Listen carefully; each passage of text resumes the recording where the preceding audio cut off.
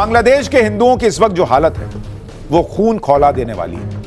आप देखिए कि दुनिया में भारत और नेपाल के बाद अगर सबसे ज्यादा कहीं हिंदू रहते हैं तो वो बांग्लादेश में रहते हैं। बांग्लादेश में हिंदुओं के घरों पर अटैक हो रहे हैं, हिंदुओं को पीट पीट कर मारा जा रहा है। बांग्लादेश में हिंदू दीपू दास की हत्या को लेकर ऐसा कौन सा खुलासा हुआ है कि अब मोहम्मद यूनुस को पीएम मोदी के गुस्से से कौन बचाएगा, यह सवाल उठ रहा है। बांग्लादेश में हिंदुओं पर जो अटैक हो रहा है उसके पीछे मोहम्मद यूनुस के कट्टरपंथी तो सामने से दिख रहे हैं, लेकिन पर्दे के पीछे पाकिस्तानी मुनीर का जो खेल है उसका भी पर्दाफाश होता चला जा रहा है। पाकिस्तानी मुनीर का ऐसा वीडियो आ गया है जिसने बांग्लादेश में हिंदुओं पर अटैक का पूरा गेम खोल कर रख दिया है।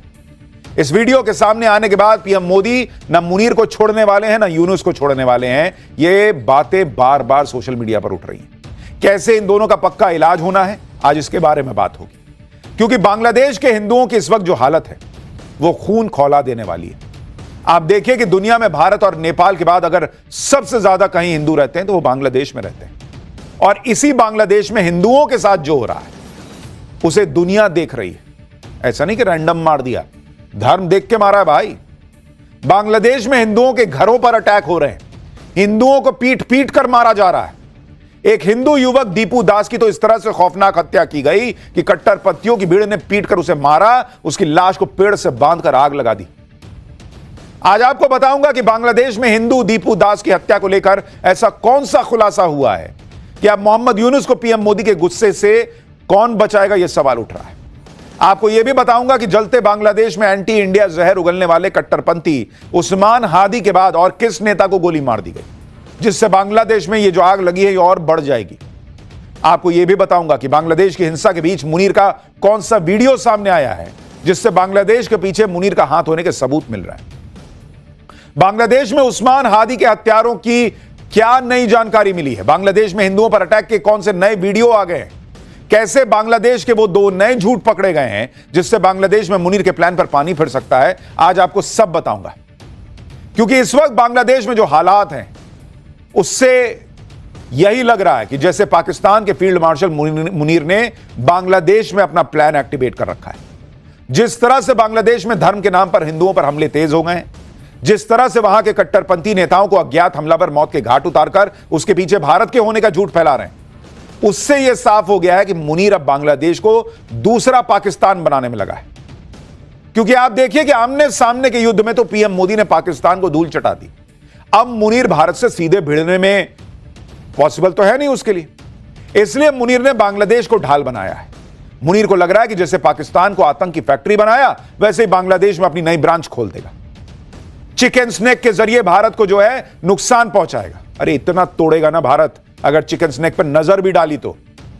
आपको बताऊंगा चिकन स्नेक पर भारत ने क्या तैयारी की बैठी है कि अगर मुनीर उधर देख रहा है ना और प्लान बना रहा है कि ये सब करके कुछ करूंगा, भूत बना देगा भारत मुनीर का। लेकिन मुनीर को यह नहीं पता कि पीएम मोदी ऐसी तैयारी करके बैठे हैं कि उसका प्लान धरा का धरा रह जाएगा। बांग्लादेश में हिंदुओं के खिलाफ हो रही साजिश, उसमें पाकिस्तान और मुनीर का प्लान, नरेंद्र मोदी की तैयारी, आज सब आपको दिखाने जा रहा हूं। लेकिन पहले जो हो रहा है उसकी एक झलक देखिए। बांग्लादेश में हिंसा के पीछे कैसे मुनीर का हाथ है, पाकिस्तान का हाथ है, मुनीर का कौन सा वीडियो सामने आया है, सब बताऊंगा। पीएम मोदी क्या करने वाले हैं इसकी भी बात होगी, लेकिन पहले देखिए कि कैसे बांग्लादेश में हिंदुओं पर लगातार हमले तेज हो गए। ये बांग्लादेश की तस्वीरें हैं जहां उग्र भीड़ हिंदुओं के घरों को निशाना बना रही है, लाठी डंडे लेकर तोड़फोड़ की जा रही है हिंदुओं के घर पर। बांग्लादेश में हिंदुओं पर अत्याचार इस कदर बढ़ गए हैं कि वहां हिंदुओं को कलाई पर कलावा बांधने तक पर पीट दिया जा रहा है, उन्हें भारत का जासूस बताकर हमले किए जा रहे हैं। ये वायरल वीडियो आप देखिए, आरोप है कि बांग्लादेश में एक हिंदू रिक्शा चालक पर भीड़ ने यह कहकर हमला कर दिया कि वो भारत का जासूस है, हाथ में कलावा पहनने पर उसको पीट दिया गया बेदर्दी से।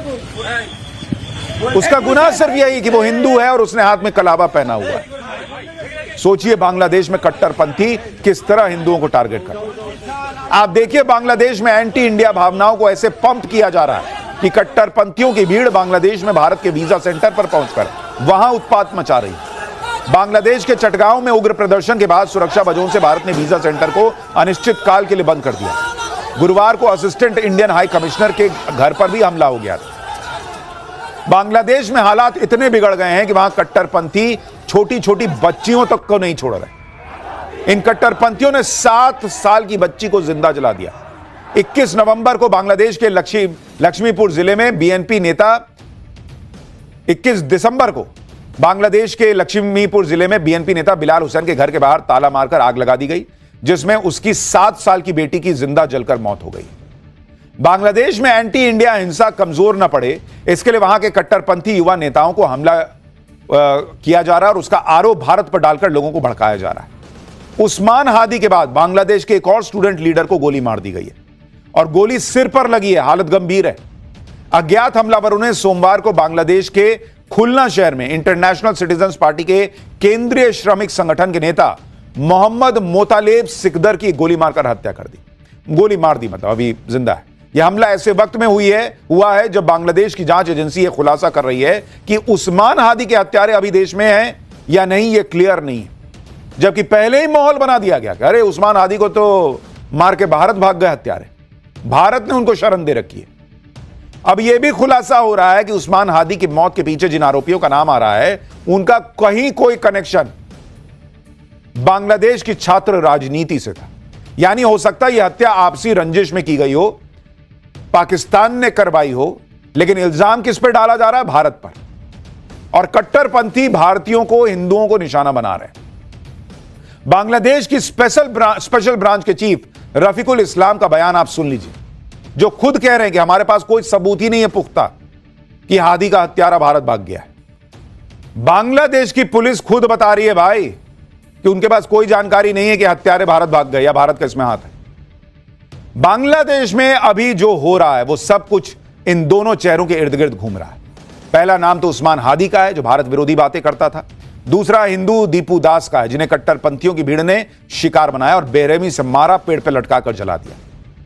उस्मान हादी और दीपू दास की हत्या का कोई सीधा सीधा कनेक्शन नहीं है, लेकिन इधर बांग्लादेश में कट्टरपंथी नेता की हत्या हुई, उधर बांग्लादेश में हिंदुओं पर हमले तेज हो गए और इन हमलों का पहला शिकार दीपू दास हुआ। इन दोनों ही हत्या को अंजाम देकर भारत को फंसाने और भारत को उकसाने के लिए झूठा प्रोपेगेंडा फैलाया गया। पहला झूठ कि छात्र नेता उस्मान हादी की हत्या के पीछे भारत का हाथ है, हत्यारे वारदात को अंजाम देकर भारत भाग गए। वहां की पुलिस खुद कह रही है कि कोई सबूत नहीं कि भारत का हाथ है और भारत भाग गए।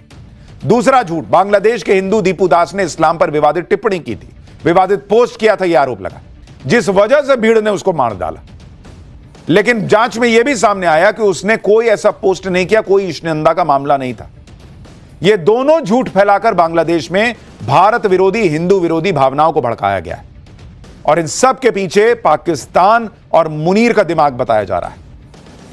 आप देखिए कि बांग्लादेश में कट्टरपंथियों की भीड़ ने सरेआम दीपू दास की जान ले ली। दीपू दास की हत्या के पीछे यह कहानी गढ़ी गई कि दीपू दास ने इस्लाम के खिलाफ टिप्पणी की थी। यह आरोप लगाया गया कि उसने फैक्ट्री में कुछ आपत्तिजनक बोला था।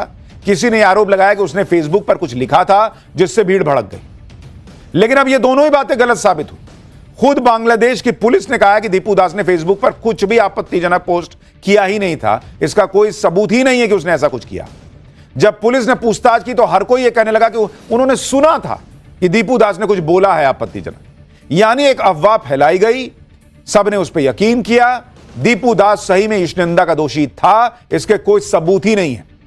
और अगर वो दोषी होता भी तो उसकी जान लेने का किसी को कोई अधिकार था क्या? इस मामले में बांग्लादेश पुलिस अब तक 12 लोगों को पकड़ चुकी है। दीपू दास की हत्या में यह भी आरोप लग रहे हैं कि उसके साथ काम कर रहे साथी वर्कर्स ही दीपू की जान के दुश्मन बन गए थे। ऐसा भी वायरल वीडियो सोशल मीडिया पर है जिसमें यह दावा किया जा रहा है कि दीपू बांग्लादेश पुलिस की हिरासत में था, लेकिन भीड़ उसे पुलिस की कस्टडी से खींच कर ले गई। हालांकि इन आरोपों की अभी पुष्टि नहीं हुई। एक वीडियो वायरल है जिसमें दीपू दास को फैक्ट्री से निकालकर भीड़ के हवाले कर दिया गया, उसकी पीट पीट कर हत्या कर दी गई। देखिए कैसे दिखाया जा रहा है कि दीपू को इसी तरीके से निकाला गया और फिर शव को पेड़ पर लटकाकर जला दिया गया। बांग्लादेश के हिंदुओं की ऐसी दुर्दशा पर बांग्लादेश की पूर्व पीएम शेख हसीना ने भी कह दिया है कि बांग्लादेशी हिंदुओं पर हमले मोहम्मद यूनुस की शह पर हो रहे हैं। यूनुस ने कट्टरपंथियों को मंत्री बना दिया है, आतंकवादियों को यूनुस ने जेल से रिहा कर दिया है। यूनुस सरकार कट्टरपंथियों को ताकत दे रही है, भारत के खिलाफ बयानबाजी की जा रही है और हिंदुओं की रक्षा करने में यूनुस सरकार नाकाम है। कट्टरपंथियों का बढ़ता असर बांग्लादेश ही नहीं, पूरे दक्षिण एशिया के लिए खतरा है। बांग्लादेश के हिंदुओं पर जिस तरह से हमले हो रहे हैं उसने दुनिया भर के हिंदुओं को जगाया है।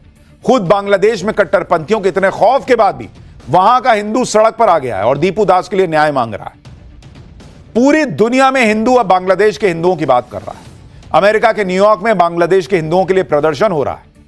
नेपाल भी बांग्लादेश के हिंदुओं के लिए आक्रोश दिखा रहा है। वहां पर हिंदू आबादी बांग्लादेश के झंडे जला रही है, वहां जय श्री राम के नारे लग रहे हैं। भारत में तो पहले से ही बांग्लादेश के कट्टरपंथियों पर भयंकर गुस्सा है लोगों का। बांग्लादेशी हिंदुओं के लिए जगह जगह प्रोटेस्ट चल रहे हैं। आप देखिए तस्वीरें भारत की। बांग्लादेश सरकार हाय हाय, बांग्लादेश मुर्दाबाद मुर्दाबाद, बांग्लादेश जय श्री राम, हिंदू जागो जागो, हिंदू सरकार मुर्दाबाद। बंगाल में बीजेपी के नेता शुभेंदु अधिकारी ने हिंदू साधु संतों के साथ बांग्लादेश हाई कमीशन के ऑफिस तक मार्च किया और बांग्लादेश के हिंदुओं के लिए आवाज उठाई। इसी बीच संघ प्रमुख मोहन भागवत भी बंगाल में थे। उन्होंने बांग्लादेशी हिंदुओं के लिए क्या कहा है, एक बार सुनिए आप। हिंदुओं की दुर्दशा कब समाप्त होगी? वहां माइनॉरिटी है एकदम, वहां जरा कठिन है, फिर भी जो मैक्सिमम बचाव हो सकता है उसके लिए वहां के हिंदू को इकट्ठा रहना पड़ेगा और दुनिया भर के हिंदुओं को अपनी मर्यादा में रहकर उनकी कितनी मदद कर सकते हैं, जो और जितनी कर सकते हैं उतनी सब करनी पड़ेगी, हमको भी करनी पड़ेगी और हम तो वो कर रहे हैं। बाकी हिंदुओं का एक ही देश है, भारत देश, तो भारत की सरकार को इसका संज्ञान लेना पड़ेगा, कुछ करना पड़ेगा। कुछ कर भी रहे होंगे, कुछ बातें बताई जाती है, कुछ बताई नहीं जा सकती। परिणाम कभी होते कभी नहीं होते, लेकिन करना तो पड़ेगा। और इधर हम लोगों को संगठित होके समाज के नाते पक्का खड़ा रहना पड़ेगा। मोहन भागवत कह रहे हैं कि हिंदुओं को एकजुट होकर रहना पड़ेगा, तभी ताकत बनेगी। लेकिन सोशल मीडिया से लेकर हर जगह यह भी सवाल उठ रहा है कि वो तमाम इकोसिस्टम, वो तमाम नेता जो फिलिस्तीन में क्या हो रहा है उसको लेकर जो है वो चिंतित रहते हैं, वो बगल में बांग्लादेश में हिंदुओं के साथ कुछ हो रहा है उस पर क्यों नहीं बोलते। हिंदू एक होगा तभी इन कट्टरपंथियों का इलाज हो पाएगा, नहीं तो ये कट्टरपंथी दिनों दिन ताकतवर होते चले जाएंगे, जैसा कि बांग्लादेश में हो रहा है। ये मोहन भागवत को भी लगता है, आरएसएस को भी लगता है। बांग्लादेश में अभी जो आग लगी है वो और भी भड़क सकती है, क्योंकि बांग्लादेश में जिस उस्मान हादी की हत्या के बाद कट्टरपंथियों ने देश को जला दिया, उस उस्मान हादी के हत्यारों को बांग्लादेश अब तक पकड़ नहीं पाया। इससे बांग्लादेश की यूनुस सरकार पर भी सवाल उठ रहे हैं कि क्या यह देरी जानबूझकर की जा रही है ताकि गुस्सा और भड़के। क्योंकि आप देखिए कि शनिवार को जब उस्मान हादी का जनाजा निकला तो उसे एक शहीद की तरह विदाई दी गई। ऐसा दिखाया गया जैसे बांग्लादेश का कोई रियल नायक मर गया। उस्मान हादी के जनाजे को भारत विरोधी भावनाओं को भड़काने का अड्डा बना दिया गया। आप देखिए हादी के जनाजे में कैसे हजारों लाखों की भीड़ जुटने दी गई। वहां भारत विरोधी नारे लगे ताकि यह मैसेज चला जाए कि हादी की मौत का जिम्मेदार भारत है। उस्मान हादी की मौत के बाद जनाजे में जो भीड़ जुटी उसने बांग्लादेश में और बवाल काट दिया। मातम के माहौल के बीच हादी के कट्टरपंथी समर्थकों ने बांग्लादेश की संसद पर धावा बोल दिया। बैरिकेड तोड़कर ये लोग संसद परिसर में घुस गए, वहां तोड़फोड़ मचा दी। आप देखिए दिन में बांग्लादेश में उत्पात मचाने वाले हादी के समर्थक रात को मातम के बीच डीजे पार्टी भी कर रहे हैं। उस्मान हादी का परिवार भी भारत के खिलाफ जहर उगल रहा है। उस्मान हादी की बहन ने भारत को चेतावनी देते हुए कहा है कि we Bangladeshis will not rest until Indian dogs are completely wiped out. Hadi के समर्थक भी भारत के खिलाफ जहर उगल रहे हैं। यह कहा जा रहा है कि भारत के भिड़ने के लिए हमने हर किसी को ट्रेन करना होगा, क्योंकि भारत से सामना करना होगा। हमें खुदीराम बोस और आजाद नहीं दिखते, हमें तो उस्मान हादी दिखता है। हादी एक क्रांतिकारी था, एक क्रांतिकारी लीडर था। बांग्लादेश के लोग जिन भारतीयों को गाली दे रहे हैं वो भूल गए कि उनकी हालत पाकिस्तान ने क्या बना के रखी थी, और अगर भारत ने साथ ना दिया होता तो आज वो बांग्लादेश की खुली हवा में सांस न ले रहे होते, और आज भारत को आंख दिखा रहे हैं लोग। भारत के खिलाफ बोलने वाले हादी को अब कट्टरपंथी देश का नया नायक बनाया जा रहा है। उसकी तुलना बांग्लादेश को आजादी दिलाने वाले शेख मुजीबुर रहमान से हो रही है। भाई पूरा बांग्लादेश का डीएनए बदलने की साजिश चल रही है। ढाका यूनिवर्सिटी में जो हॉल शेख मुजीबुर रहमान के नाम पर था, अब उस्मान हादी हॉल नाम दे दिया गया है। यह ठीक वही पैटर्न है जो पाकिस्तान कश्मीर में अपनाता था, जहां सेना के हाथों मारे गए किसी आतंकी को शहीद बनाकर उसे कश्मीर का नया पोस्टर बॉय बनाने की साजिश रचता था। अब वही फॉर्मूला मुनीर बांग्लादेश में चला रहा है। एंटी इंडिया उस्मान हादी को नायक बनाकर बांग्लादेश में कट्टरपंथियों की नई फौज खड़ी करने में लगा है। आप ये देखिए कि बांग्लादेश में जो उग्र भीड़ सड़क पर उतरकर कभी अखबार का दफ्तर जला रही है, कभी नेता का घर जला रही है, उस भीड़ के हाथों में आईएसआईएस के झंडे दिख रहे हैं। और ये तस्वीरें तब की हैं जब हाल ही में कट्टरपंथियों की भीड़ ने ढाका में शेख मुजीबुर रहमान के घर पर हमला कर दिया था। ये कौन लोग हैं, समझ में नहीं आ रहा है दुनिया को। ये किसके इशारे पर काम कर रहे होंगे, ये समझ में नहीं आ रहा है। उस्मान हादी की मौत के पीछे पाकिस्तान का हाथ है और उसके कई सबूत सामने आने शुरू हो गए। बांग्लादेश में हादी की हत्या के पीछे कट्टरपंथी संगठन जमात इस्लामी बांग्लादेश का हाथ होने की खबरें। यह वो संगठन है जिसका पाकिस्तान से गहरा कनेक्शन है। बांग्लादेश की आजादी के वक्त से यह जग जाहिर है कि वो पाकिस्तान से जुड़ा हुआ है। उस्मान हादी की मौत को लेकर बांग्लादेश की बीएनपी पार्टी की बड़ी नेता निलोफर ने चौंकाने वाला दावा किया। निलोफर ने बांग्लादेशी मीडिया को दिए इंटरव्यू में दावा किया है कि हादी का संदिग्ध हत्यारा जमात इस्लामी से जुड़ा हुआ है। निलोफर के मुताबिक जमात इस्लामी के नेता ने ही उस आरोपी की 2 बार जमानत कराई जिस पर उस्मान की हत्या का आरोप है, जिसमें एक बेल बॉन्ड तो उस्मान की हत्या से कुछ महीने पहले भरा गया था। निलोफर ने यह भी दावा किया है कि इस खुलासे के बाद से उसकी जान को भी खतरा हो सकता है। ये आरोप ऐसे वक्त में लग रहे हैं जब हाल ही में पाकिस्तान के आतंकी संगठन हाफिज सईद के बांग्लादेश आतंकी संगठन जैश ए मोहम्मद और लश्कर के जो आतंकी हैं उनकी तमाम बातें बाहर आई। हाफिज सईद के बांग्लादेश जाने और वहां आतंकियों की नई फौज खड़ी करने की खबरें आई थी। बांग्लादेश में जो भी हो रहा है उसका बांग्लादेश के इलेक्शन से भी कनेक्शन है। शेख हसीना की सरकार हटने के बाद बांग्लादेश में इलेक्शन होना था और यह 12 फरवरी को होना था। यानी अगले 5 साल बांग्लादेश में भारत फ्रेंडली सरकार रहेगी या भारत विरोधी सरकार रहेगी, यह तय होना है। इस वजह से पाकिस्तान यह मौका छोड़ना नहीं चाहता। मुनीर पूरा जोर लगा रहा है कि अगले 5 साल बांग्लादेश में भारत विरोधी सरकार हो और इसलिए इलेक्शन से ठीक पहले उस छात्र नेता को मरवा दिया जो एंटी इंडिया स्टैंड रखता है, जो शेख हसीना का विरोधी है। वो शेख हसीना जिसने भारत में शरण ले रखी है। इससे बांग्लादेश इलेक्शन में भारत विरोधी नैरेटिव बनेगा। उन नेताओं और कट्टरपंथी पार्टियों को फायदा होगा जो एंटी इंडिया है। यानी बांग्लादेश के चुनाव से पहले पूरी प्लानिंग की गई। जिस तरह से बांग्लादेश में कट्टरपंथी हावी हुए हैं वो एक दिन में नहीं हुआ। इसके पीछे पाकिस्तान की लंबी चौड़ी साजिश है और इससे जुड़ा मुनीर का एक नया वीडियो सामने आया जिसमें वो जिहाद का नाम ले रहा है, अफगानिस्तान का नाम ले रहा है।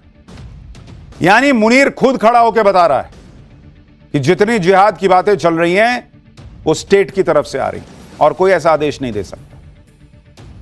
बांग्लादेश में कट्टरपंथियों की फौज तैयार करके मोहम्मद यूनुस और पाकिस्तानी मुनीर की नजर भारत के चिकन स्नैक पर है।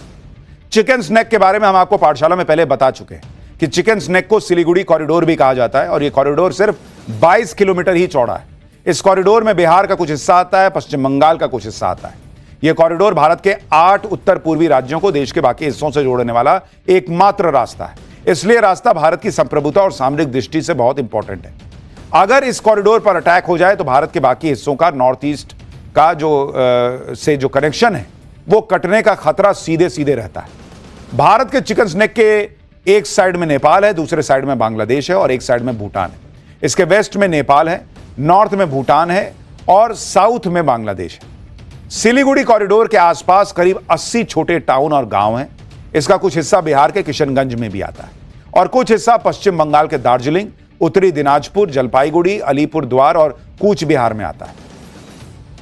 मुनीर और यूनुस चाहे कितने ही सपने देख लें, कितना ही प्लान बना लें, पीएम मोदी ने चिकन स्नैक को अभेद्य किला बना के रखा हुआ है।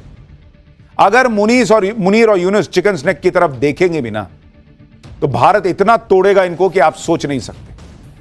और मैं आपको यह बड़ी गारंटी से कह रहा हूं क्योंकि इसी चिकन स्नैक के आसपास भारत की जो गजब की तैयारी हो रखी है, आप उसके बारे में सुनिए।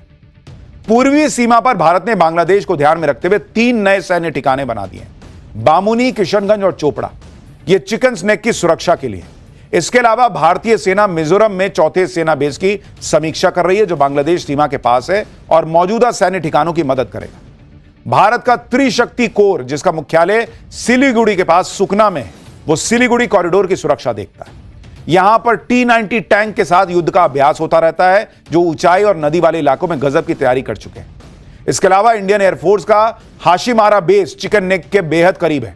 और बांग्लादेश बॉर्डर से सिर्फ 80 किलोमीटर दूर है।